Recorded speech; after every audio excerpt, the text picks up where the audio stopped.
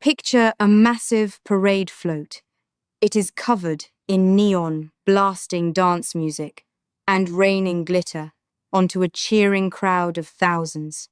Now, picture that exact same float stopped dead in its tracks by a line of protesters holding geopolitical banners, while half the corporate sponsors have quietly scrubbed their logos from the side of the truck. It is quite the image, isn't it? It really is. It is the perfect visual for where we are right now. Pride Month used to be this highly localized fight for civil rights, which eventually morphed into a massive month-long corporate street party. But today, it feels like a geopolitical battleground. You simply cannot look at these festivals without seeing the reflection of global tensions, wars, and deep cultural divides. Exactly. We are watching this incredible collision in real time. On one hand, you have the pure celebration of identity and the hard-won freedom to just exist. On the other hand, you have heavy controversies, fierce backlash, and international conflicts bleeding right into the parade routes. It makes you wonder if the rainbow flag has become the most contested piece of fabric on the global stage. I would argue it has. Think about the sheer cultural whiplash we have seen recently. For the last decade, the trend in Western countries was what many call rainbow capitalism. Every major bank, retail giant, and tech company slapped a rainbow on their logo on June 1st. It was safe. It was profitable. But suddenly, the cultural temperature changed. We started seeing organized, highly vocal backlash against brands supporting Pride. Right. The moment it stopped being universally safe for the bottom line, the corporate enthusiasm vanished.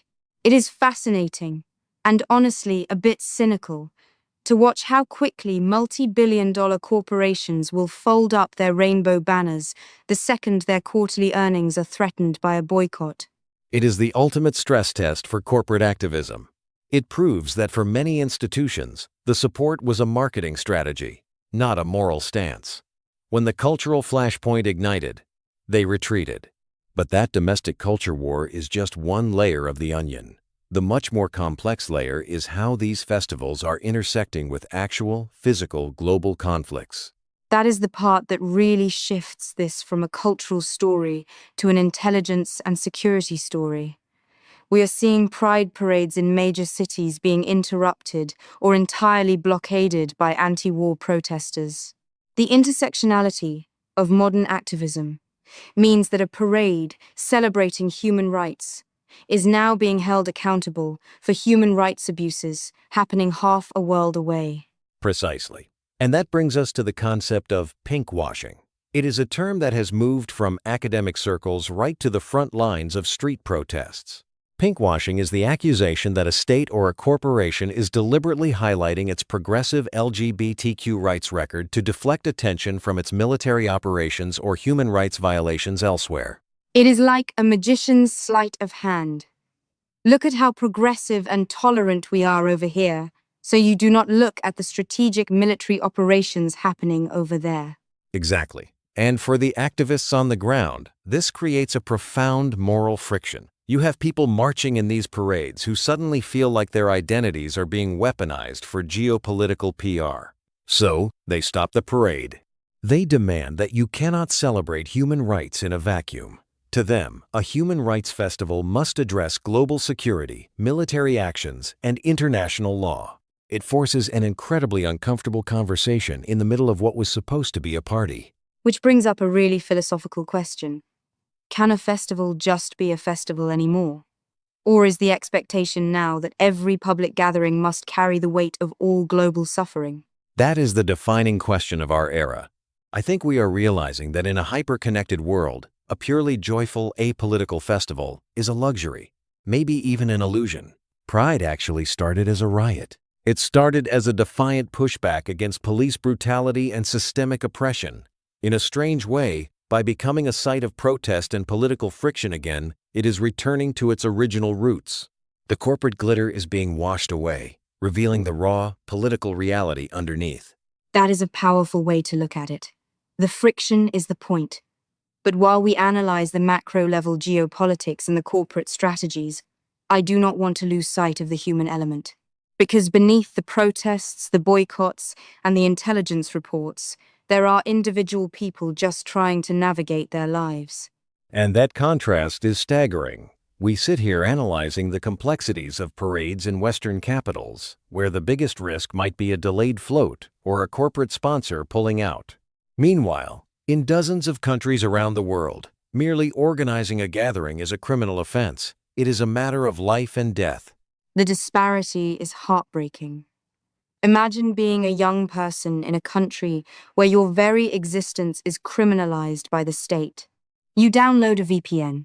You bypass state firewalls just to look at images of people celebrating openly in another part of the world. That digital window offers a profound sense of connection, but also an agonizing sense of isolation. That is the human story at the center of all this. For that person, the geopolitical debates about pinkwashing or corporate boycotts are entirely abstract. For them, the spectacle of pride, even a flawed, highly commercialized one, is a beacon. It is proof that a different reality is possible. The courage it takes to hold underground festivals in hostile nations, knowing the state apparatus is actively hunting you, is a level of bravery that is hard to comprehend. It really puts the domestic culture wars into perspective, doesn't it? When you look at the global landscape, you see authoritarian regimes actively using anti-LGBTQ legislation as a geopolitical tool. They position themselves as the defenders of traditional values to contrast themselves with what they paint as a decadent, collapsing West. It is a deliberate, strategic narrative. Absolutely. It is a cheap, effective way for authoritarian leaders to consolidate power. By creating a domestic enemy, they distract from economic failures or corruption. And they use this narrative to build alliances with other conservative nations, creating a geopolitical bloc united by cultural restriction rather than economic prosperity. So, the rights of this community are quite literally being used as chess pieces on the global board. Which makes the act of celebrating, even amidst the controversies and the protests, an act of defiance. Whether you are marching through a blockade in a Western metropolis or gathering in secret in a heavily monitored state, the core of the movement remains intact. It is about resilience. Resilience in the face of incredible complexity. The world is not getting any simpler. The lines between pop culture, human rights, and military strategy are blurring every single day. The spectacles we watch on our streets are just reflections of the tectonic plates shifting globally. And those shifting plates are exactly what we are here to track, analyze, and make sense of. Navigating these massive, messy intersections of culture, conflict, and strategy is what this show is built for. It certainly is. You are listening to The New Sentinel, a podcast dedicated to providing in-depth discussions and deep dives into a wide array of topics. From the glitz and glamour of pop culture to the strategic intricacies of military operations, we cover it all. Each episode is thoughtfully crafted to offer listeners a comprehensive understanding of the subject matter. We pride ourselves on featuring expert interviews, detailed analysis, and engaging storytelling that cuts through the noise.